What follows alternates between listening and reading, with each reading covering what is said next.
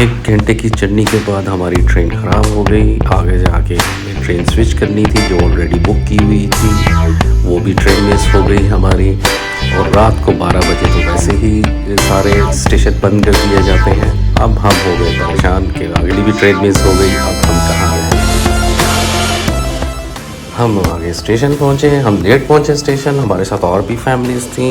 Station manager हमारे पास आए और उन्होंने कहा हम आपको सबको कम्प्लीमेंट्री होटल दे रहे हैं, क्योंकि उनकी वजह से, उनकी ट्रेन की प्रॉब्लम की वजह से हमारी अगली ट्रेन मिस हो गई, तो आपको हम कम्प्लीमेंट्री होटल देते हैं इंक्लूडिंग ब्रेकफास्ट। आप अर्ली मॉर्निंग सुबह आएँ और कोई भी ट्रेन लेके आप बेल्जियम के लिए रवाना हो सकते हैं। और जो बहुत आउटस्टैंडिंग था, इट वाज अमेजिंग, यानी अप्रिशिएटेड।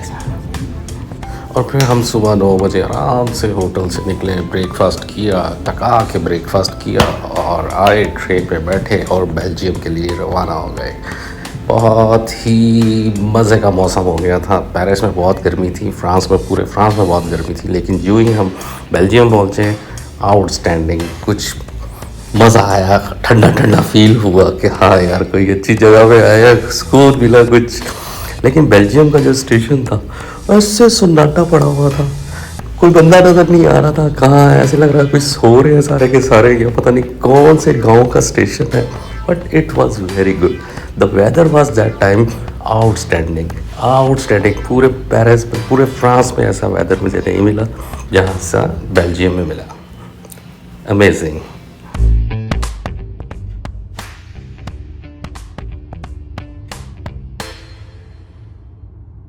फिर बेल्जियम से होते हुए हम अल्हम्दुलिल्लाह पहुंच गए एम्स्टर्डम। एम्स्टर्डम में भी बहुत अच्छा वेदर था, नाइस, इट वाज गुड।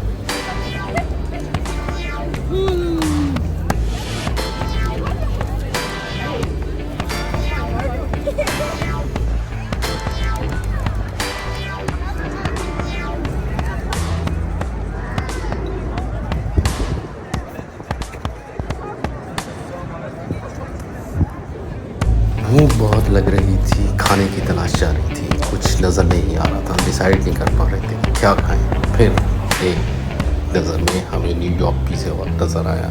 फिर हमने वहाँ बैठ के गरम गरम फ्रेश वेज पिज़्ज़ा खाया।